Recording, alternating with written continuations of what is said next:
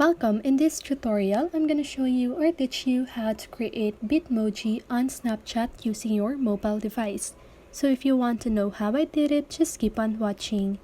So first of all, if you're using Android phone, don't worry because the process is still the same. So let's get started. So first of all, you want to open your Snapchat and click on your profile picture at the upper left corner of your screen. Click on Create My Avatar.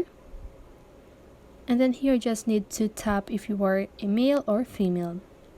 Then just go ahead and show your face at the center of the camera.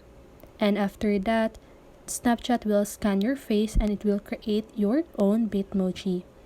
But if you want to edit your own Bitmoji, you can do that, and Snapchat will help you how to edit your own Bitmoji. So that's it. That is how you create your own Bitmoji on Snapchat using your mobile device. So I hope this video helped you, and if it did, make sure to like, subscribe, and hit the bell notification so you won't miss a video. See you in the next one and have a great day.